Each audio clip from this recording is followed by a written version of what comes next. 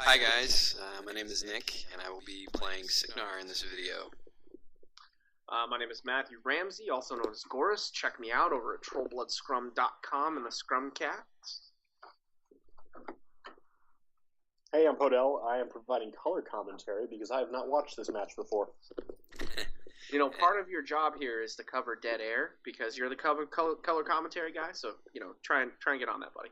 I will do what I can. I thought you were going to mention the fact that you play trolls. Oh, I do play trolls, but I assume most people who are looking at this video will look down at the screen. They're like, "Oh, that's Mulg. Oh man, why is he in circle?" Yeah, that's fair. You have to excuse me at the time of the recording of this video. I'm recovering from a cold, so my singing voice may not be up to par for this one. My singing voice is never up to par, and I apologize to the listeners/viewers at home for this in advance. My singing voice gets better the drunker you are. Just saying. That's noted. So, in my list, I'm playing Jeremiah Cray. I've got a Squire, a Junior, Reinholdt. I've got Double Minutemen. I got the Stormwall, obviously. And then I've got O'Rowdy and a Defender, and all of the Jackson Cray's battle group. For my list today, I'm using Trollbloods, obviously. We're using Runes of War, the standard build, so it's Prime Doom Shaper, Mulg, Earthborn, Mauler, Axer, Genesis Stonetide, 4 units of Rune Shapers, full stone. Benefits of the tier that you're going to see here are obviously the 2 walls that are illegally placed. Good job to me for being a noob. The stone will start with as many fury on it as there are Rune Shaper units or solos, which is 5 in this case. And I get 2 inches on my deployment, which is a pretty sweet benefit there. So how did you guys feel about this matchup without any spoilers? I mean, Runes of War. Oh God! Like I looked at Nick's other matchup, and I was scared of both of them, so I dropped what I've been practicing recently, which is this. So that was kind of my gist on what was going to happen here. Okay. Yeah, my other list that I brought today was a P. Haley list, and it had a lot of PAL 10 shooting that's really designed to kill waves of those high defense kind of low to mid armor single one infantry.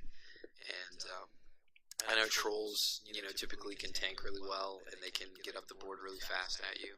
So I figured I would play the caster that I took today that had the best threat augmentation that I could possibly get. And I saw that, and I thought to myself, man, my other list, which was Madrak, Epic Madrak infantry spam. My list is going to go really effing nowhere if I can't charge or use the speed of my army to my benefit, and then I'm just going to get shot off the board.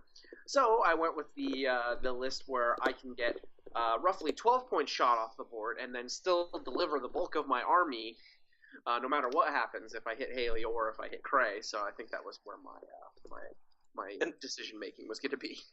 The Earthborn. What is I'm trying to think of what the power of the Stormwall is, because power of Stormwall is only 4. The Earthborn, I'd basically need to deliver 2 beasts if I want the Earthborn to be effective on, or something else needs to be standing close to him, because the Earthborn basically only goes up to 16 at that point.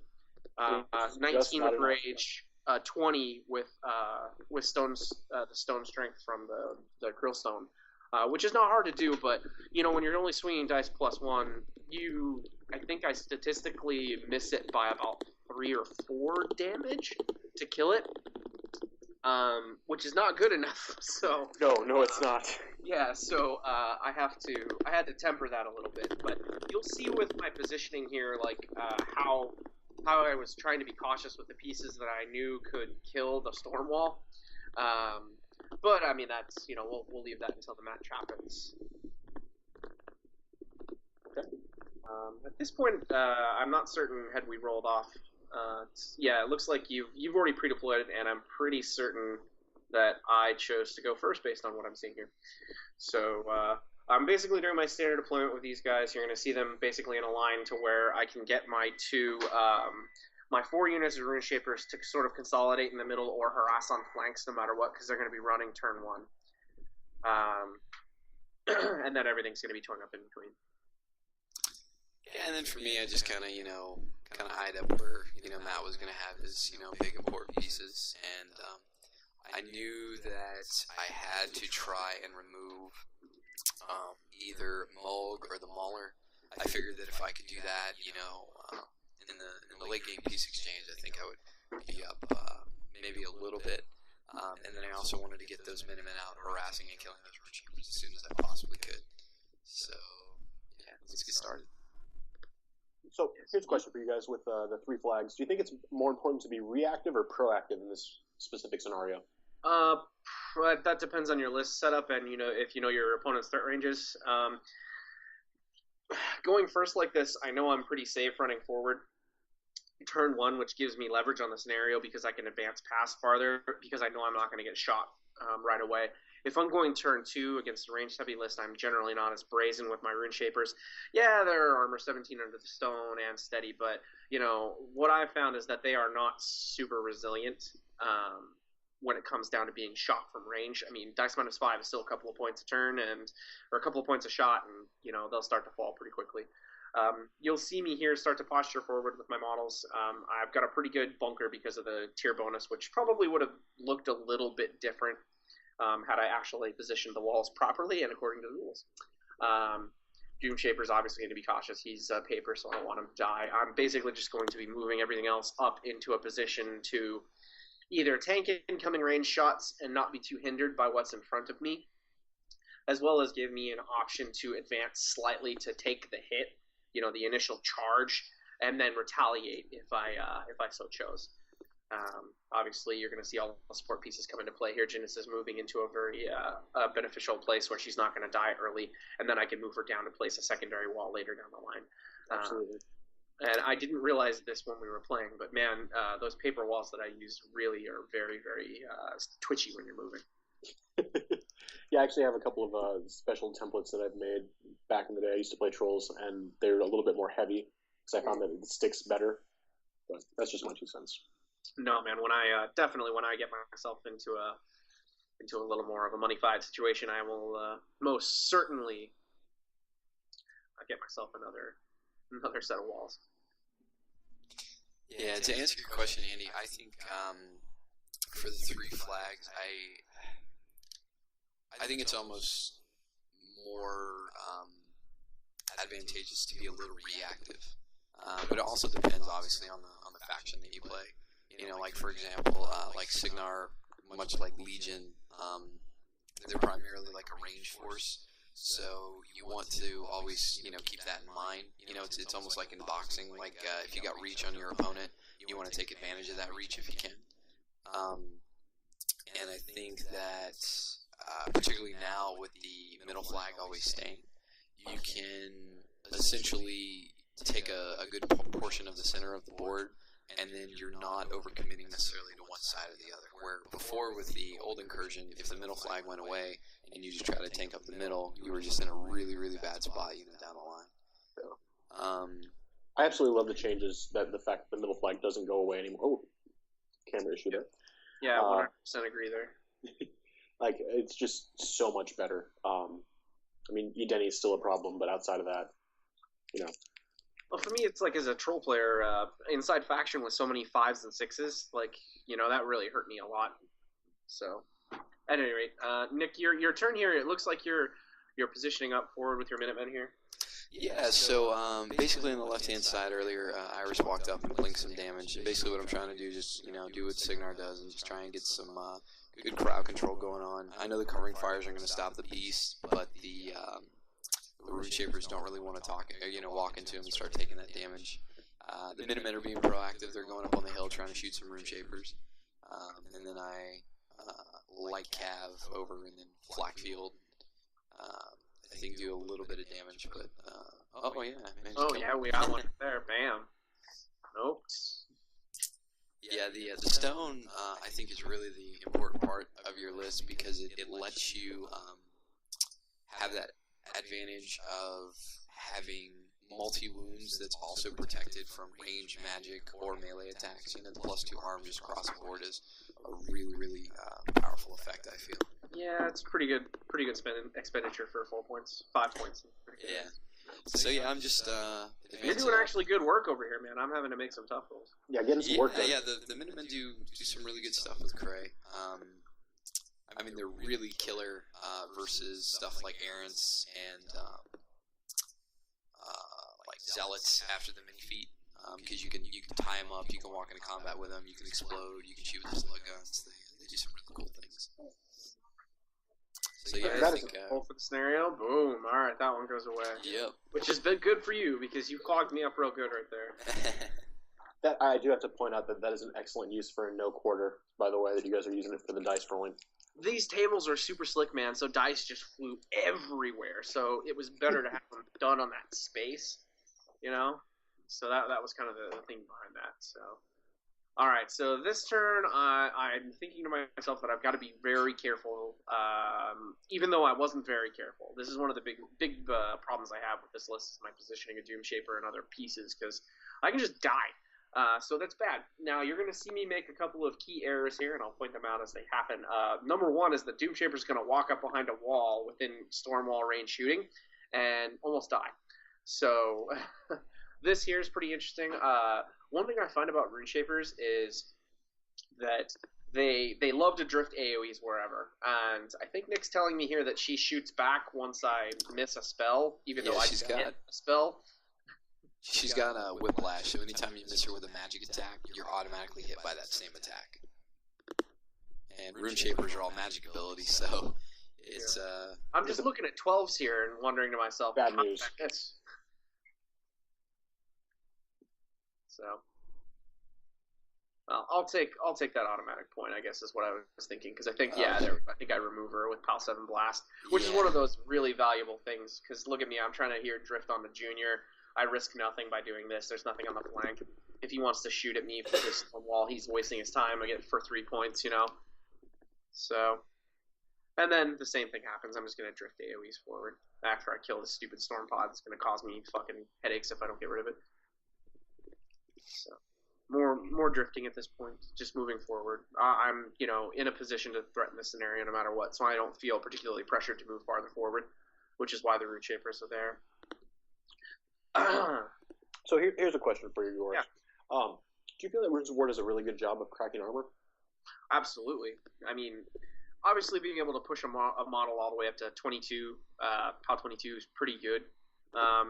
The one thing that it doesn't do is it doesn't crack mobile armor. Like when you're looking at a list that's really spread out, like a freaking what's her face from Morton Ebra. Somebody who's got 7 jacks and they're all over the board. This list cannot handle that. It will lose in the end because there's just too much metal in the way, and then too many attacks that come into it at that point to cause to be a big issue. The other thing that this particular list does very well is a shield of those big elements. So it's pretty good at delivering what it needs to. So let's see.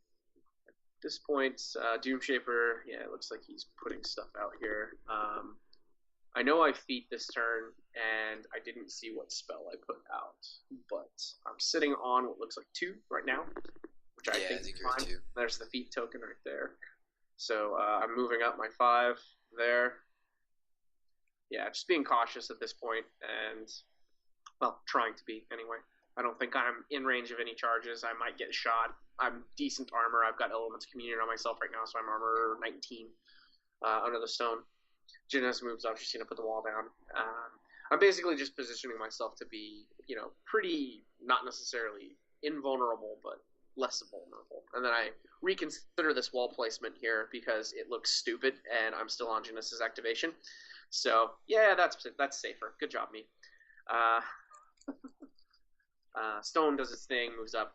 Everything else is pretty much here. I have shot at some Minutemen here and tied everything up on that flank. Luckily, thanks to Force Lock, I don't have to worry too much about them doing much to me. And there you see the Earthborn. I'm going to go take a Minuteman off the table. Well, I think I do. I think I miss actually a lot here, as I remember. So I was a little bit surprised that you didn't put Doomshaper on the hill behind the wall, because that extra bonus to the defense would be fantastic. You know what? No matter what I did at this point, you'll see that it wouldn't have mattered. Okay, fair enough. I honestly, here's the thing. I've played Cray, and I underestimated what he could do with Rowdy because I forgot about an ability he had. which is why I positioned him such, and you're going to see Nick punish me for it. So. Yeah, so clock gets swapped back over to me, and I immediately start thinking about how I can put Doomshaper into the ground. Now, did you feel at this point like you were behind, or did you just feel like it wasn't favorable to try an attrition at this point?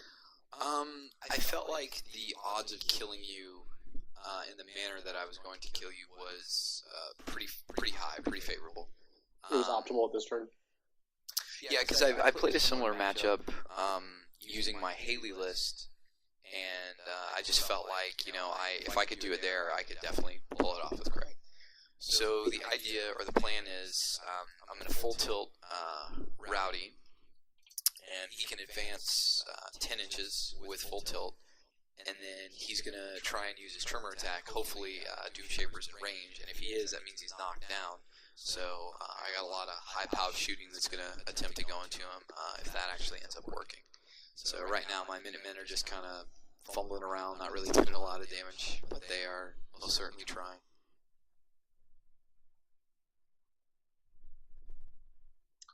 Yeah, so doing a little bit of work here. Getting those Rune Shapers off the table. I mean, they're still a threat. I mean, Magic Ability 7 and PAL 14 still, pretty bonkers, when you consider it. PAL 14s get work done. Yes, they do. All right, here's where I realize I'm in trouble. Because I thought I was just out, but Tremor's still 2 inches. So, Rowdy charges. Oh, no, he just advances. Walks, that's right, he just walks. He can charge in Tremor, right? I think that's on his card. Yeah, that's correct. Yeah. So he walks up, he boosts, Tremors, hits me. Yeah, and he takes a little bit of damage from feet. You're 15 behind the wall, so I need, I think I need 7. Yeah, you hit. Yeah.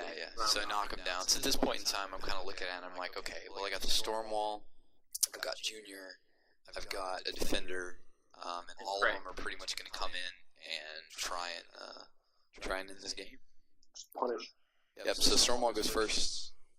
Advances so this is the part that's really important too here. See how he locks up Mold because I have no place to advance to over the wall. Perfect placement on that Storm Pod here. So here's one of the crucial things. He rolled 1s on both of these nipple guns.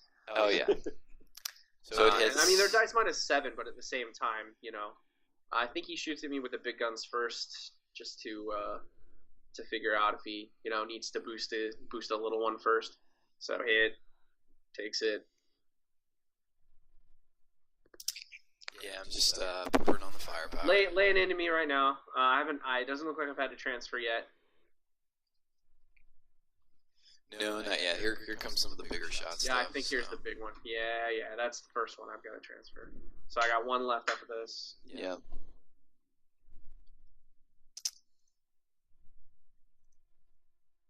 And this is the second big gunshot going into him. Yep, and boost damage. Yep. Take. Now, I did a substantial amount of damage with feet damage, which probably plays into how the rest of the game went out. So then I have to transfer that. That looks like 9 damage at least. I think both the shots at -2, I think, were like 11 or 12 damage apiece. Oh, God. So, yeah. pretty good damage rolls. So I sent it off. Now, I think you've got Junior, who does nearly nothing, and then the Defender, who really cranks damage on me. Yeah, so Junior walks up, and I remember asking you, when I spin this focus point, if you kill me, does he die before the shot takes effect? And you're like, no, it still goes through. Yeah. So I was dice -7, and I rolled exactly a 7, so I did no damage. And then at this point in time, I'm like, okay, I'm going to advance a Defender, and I needed, I think, like an 18 or 16 or something. No, it was an 18 to kill you. So I hit, I boost damage, and... This is a big roll. Yeah, the dice come up. Oh, and God. It was 6, 4. I'm on 2 right now. He did 14 damage. Or no, you did 6. No, you did. Let's see. Yeah. So you did 14 damage. Yep. So I'm on 2 damage right now.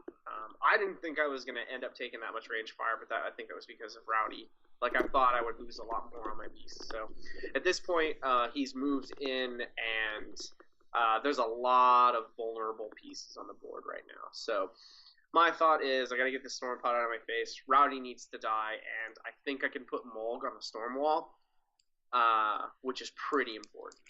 So what looks like is going to happen, I'm going to probably activate Doom Shaper first and purify all the buffs off of the board just so that everything's vulnerable, and then I can put a straight dice Mulg onto the storm wall. So here's a question about force lock interactions. Yeah. Can you force lock a colossal? Absolutely. Oh man, it's pretty good. I've won games against it was 3 Butcher and 2 Colossals. I won games because Rune Shapers were locking them in place. Gross. And I just kept flanking around to go attack Butcher in the back line.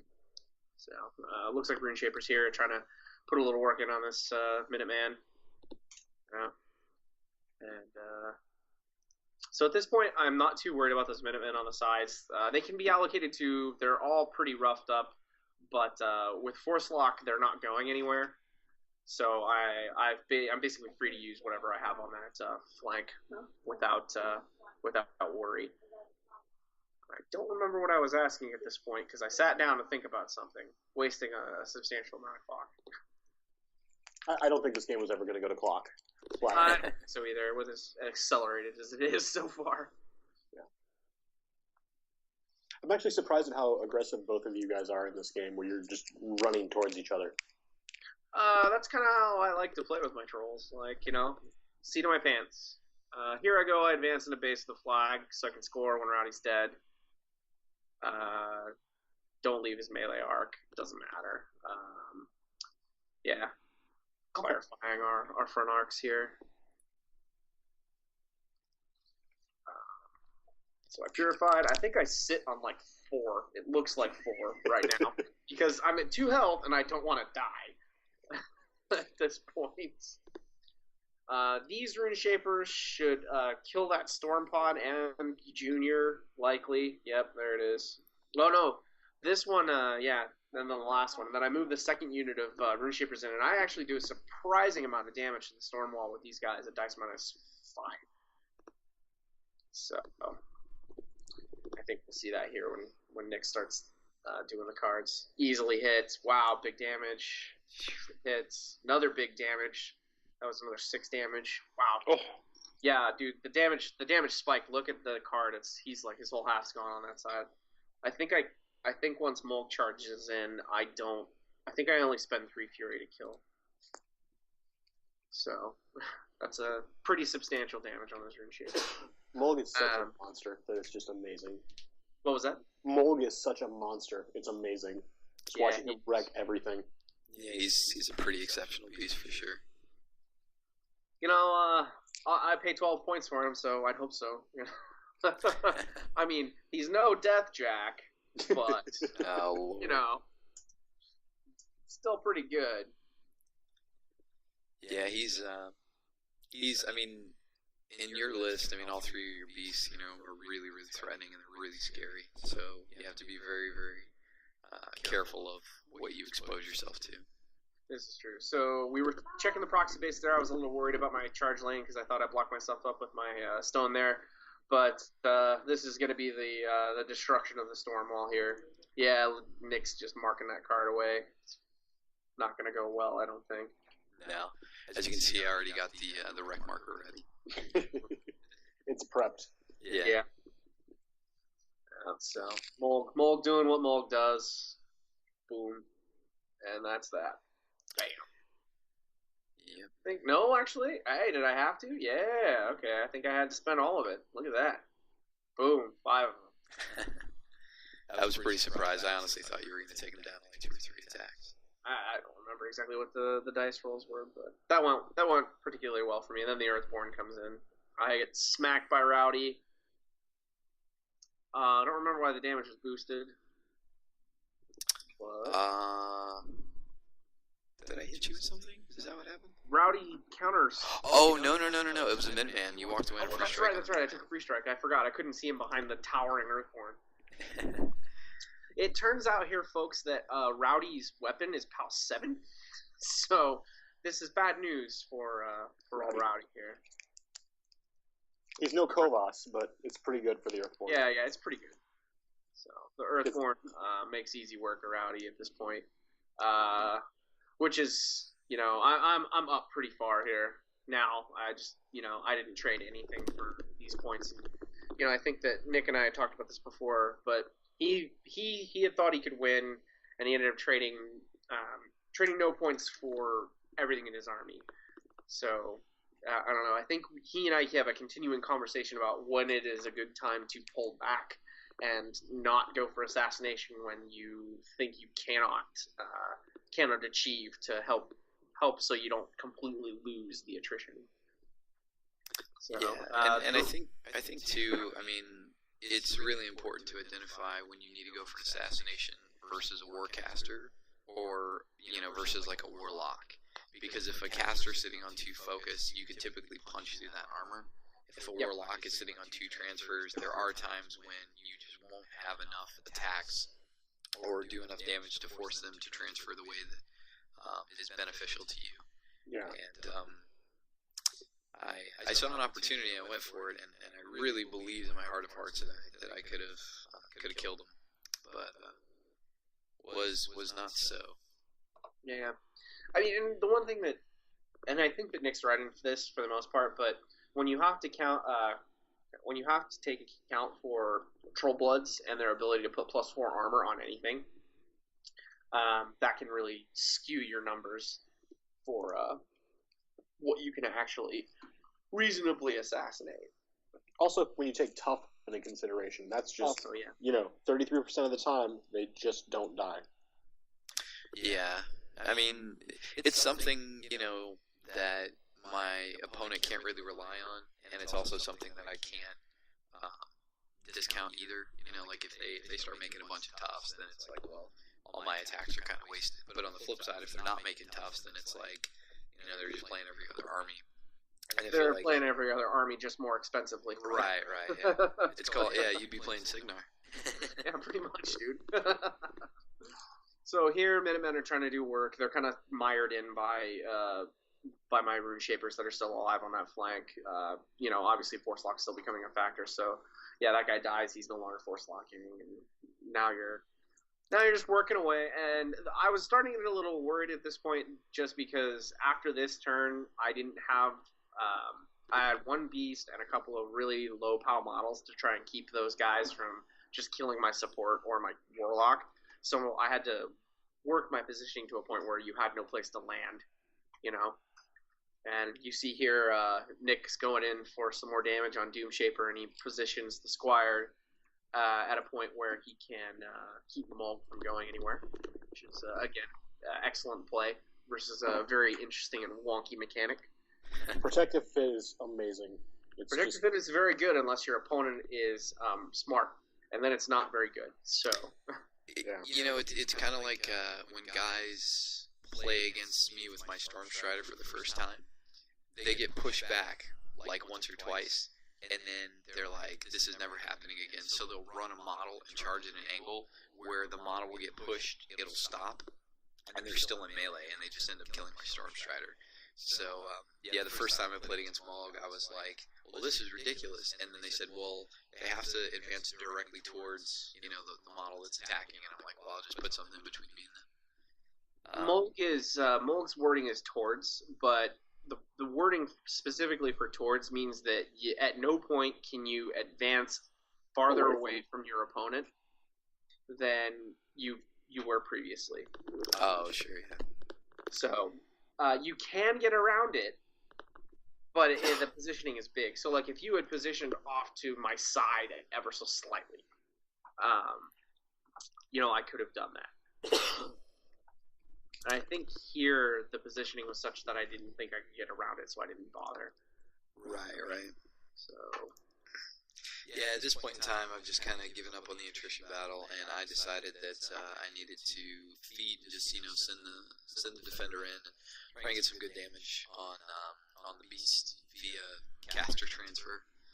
Because at this point in time, the game is, I'm not going to say over, but the attrition battle's definitely not going well for me. So I'm just kind of trying to pepper the caster a bit. So are you just sort of waiting for that opportunity to try and seal the deal?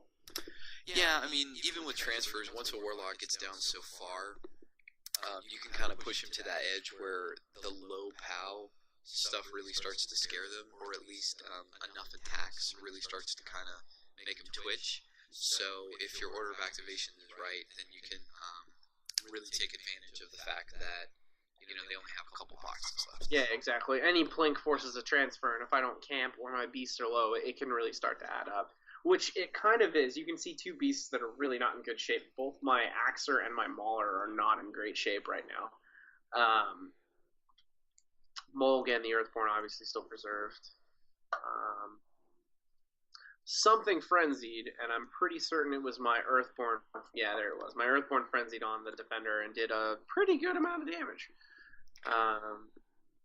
So now from here, I'm looking at an assassination on Cray or positioning so that I'm not in such a place of hurt, because I've still got a Jack on me right now, and I'd rather not like to have a Jack on me. So I think something kills the stupid Storm Pod, and I walk over with my Mauler and take this thing apart. So. Yeah, I mean, typically Cygnar Jacks don't really stand up well to a lot of beating, especially when it comes from their, Trollblood cousins or whatever you want to call them. So the challenging part for me is that I have to figure out ways to start the attrition war from range and then eventually get in later on. I mean, obviously in the perfect world this could be possible, but the decision that I made earlier in the game was that I was going to forego attrition and just try for the assassination. And as you can tell by by what's going on right now, is that if you do that and it fails, that trolls can really punish you for it. They almost kind of remind me of Scorn in that aspect, where they tank really well versus range, and then as soon as they come to grips with their opponent, their beasts just do so much work. And part of that is buffs. I mean, you saw it. Doom Shaper activated first. He put Rage on the Mauler, and the Mauler. I mean, I didn't have to spend any Fury on the Mauler. I just killed the Jack outright. It's +1. So I'm gonna guess my dice were spiked there a little bit, plus the feat damage. So. Yeah, the feat's actually really good, especially if you're going up against another army. Like, I think I personally feel it's better versus hordes. But even then, you can come into these weird War Machine matchups where guys want to spend a lot of focus, or, they want to give their Jacks a lot of focus, or maybe you're fighting against, like, a Nemo 2 or Nemo 1 where they just get crazy amounts of focus out on the field, try and be proactive, and your feat really punishes them for it. Yeah. I mean, so at the current state of the table, let me ask you guys your opinion. Does Cray have any sort of out at this point? The only thing that was going through my mind is that I knew I couldn't get to Doom Shaper. The game was going in such a direction that basically it looks like I was just getting like my ass handed to me, and with all respect, I mean, it pretty much was. So what I was going to try and do is I was going to try and go for some control points, because the flag on my far right, nothing is contesting it, and Cray's a speed 8 caster. So if I'm able to run over there, I can grab 2 points, and then I know that his caster has to stand by that flag or stand on that flag if he wants to get the extra control points to try and in the game sooner. And if I can buy myself a turn and maybe get like a lucky angle or some spells going off or whatnot, I feel like I might be able to kind of fight back from what is essentially a lost cause. Okay. So one thing to keep in mind, Nick, with 2014, you only get 1 point for dominating the center. Dominating center, yeah. Which is why I haven't won yet. I dominated. It looks. I think we've done 2 turns of domination for me, based on me clearing the point. And if I didn't answer, he had a chance to tie me, and then I had to kill him back in order to not lose. Okay. So it's like I said, like Nick said, it's not he's not in an unwinnable position right now. He's doing more work with these Minutemen, but ultimately at this point, I think I see that I have an out. The Earthborn is there. I have an ability to put Fortune on him, and he is currently speed 7. So I have a pretty good threat range of 12 inches if I put Rush on him. I'm pretty certain I put Rage just because I think I'm in range, and having the extra damage is pretty important. Absolutely.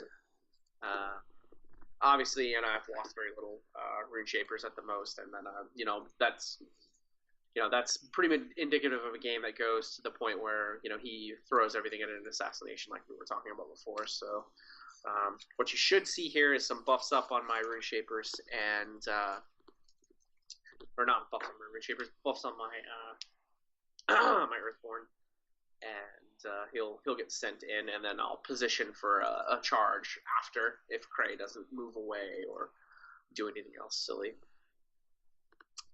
So, as you can see, I turned the die, I scored up 3. Doomy's probably checking my threat range. Nope, I didn't even need to, I just did it. I've got Fortune on me, charging, boosting to hit. Damage is going to be pretty big. No, not a lot. So, I don't think I kill them all in the first turn, unless I get really lucky. I don't remember. This is late in the match. But, probably rolling a hard 8 right here. Nope. Oh, hard 7. Hit. So, yeah. I mean, there's an Earthborn in Cray's face. This is generally bad news bears. I don't think anything else productive happens this turn other than I reposition to make sure that I've got another beast in charge range, and he's unlikely to kill my Earthborn at that point. I think there's a little bit of discussion going on right now of the viability of letting this game go on. Yeah, I mean, I assumed, at least if I was on your side of the table, I assumed that there would be a point in time where Doomshaper would just kind of abandon the flag and just run the safety, and you would just send, all 3 of your beasts as almost like a meat shield, and then with all the, the defensive buffs and stuff that you got, there's really almost no way that I'm going to be able to assassinate or even come close to doing any type of damage to you. Yeah, I think at this point I didn't feel threatened by the Minutemen at all, and I didn't think Cray was going to assassinate me when I had 3 transfers and 2 beasts that are, pretty much full. Sure. So, we were just playing it out at this point. And, and it's something I encourage players to do, because even if you're losing, man, because your opponent, no matter who he is, he could be a bad guy, he could be a good guy, but you're all in this thing to win. So, get those points, man. If he can get more control points by playing a game differently, then do it. Let your opponent do well, especially if it's first round and you lose, because that first round is kind of crucial. And if you can get more control points and you're dropping down in the losers bracket in round 1, you're not going to get into the final, the final 3 or 4 for the most part. So let your opponent get a bunch of control points. Do it that way. So, yeah, here's the point at which I reposition the wall, and I'm like, yeah, no, this is kind of a lost cause at this point. Rune Shapers, I think, reposition so they can start putting AoEs into Cray if I need to. The game was pretty much over. Yeah, so at this point in time, I'm kind of looking, and I'm like, well, I don't have enough attacks to really kill him, and I don't have enough attacks to really kind of end it. So my thought was, I'm just going to kind of advance up and at least, try to do something, as opposed to just stand there and die. So Cray has parry, so I advanced up, and he puts Runebreaker on Mulg, so I can't cast spells. And I'm just boosting to hit some range attacks, bottom on boost. I think I hit, and I think I boost damage. And yeah, there's the handshake, that was pretty much it. So, yeah, that was a nice game. So, Nick, do you think there was anything you could have done differently other than not going for the assassination early on that would have greatly changed the outcome? I think, I had this conversation a lot with people, and a lot of the times, hindsight's really 20/20, but I think the biggest part of it is that if I decide to go for an assassination, it almost has to be all in, just because the nature of this particular army build, and with looking back at it, I think I just be patient, and I think that I just start focusing fire and start trying to take out some rune shapers, or start, kill Janissa, who's going to be a big problem late game, or start pouring fire, shots into the stone. Because if I can get Rowdy and the Stormwall into 2 of his beasts, the Stormwall should be able to kill 1. Rowdy's probably not going to kill 1, but he can do enough damage that order of activations, things have to get healed, certain things have to attack other things, and it takes attacks away from the Stormwall. And then I think that if I can play that attrition game, I think it swings either to be 50-50 or slightly in my favor. Okay. Yeah, the thing that I think I saw in this match was that with the way my positioning was and your threat vectors, I wasn't too worried about losing 2 beasts early, especially where Rune Shapers were. So I felt confident, probably overconfident, which is why I moved Doom Shaper up there. I think when I did it in my head, eating the full Stormwall and Defender shots, I think when I did the math, I was like, okay, I should probably live here with 5 to 7 points, and I'm fine with that because it would force you to commit. I didn't expect as much damage as came through. And now when I look at it, I think I will probably try and position a little differently in the future, because Doom Shaper is very, very squishy, as I've found. So I think that was the biggest thing, is that I didn't have any business having Doom Shaper up there other than feeling like I needed to threaten you with defeat, when in hindsight it would not have mattered, really at all. Incidental damage on your jacks when they're spending 2 or 3 focus is not going to knock a system out, and I should probably save it in a War Machine battle when I know I can trap a caster into not casting or taking a bunch of damage. Yeah, correct. So it's also worth mentioning too. Played and recorded at Blue Skies. We were at Blue Sky Hobby, which is also known as Game Wizard, in Bremerton. Bremerton, Washington. It's a really great store, a nice clean environment, lots of space, lots of product, and a super great staff there. I really enjoy playing there. I'd probably play there more if it wasn't so far away from my home, but I do enjoy playing there, and I think I suggested that we go there just because it was going to be a nice, easy open space, and it was closer to the ferry for my Seattle friends here. Yeah, it was a super nice store. Well, guys, there you have it. That's Matt and I's battle report. So this is Nick. This is Matt. This is Podell. And we will see you guys on the flip side.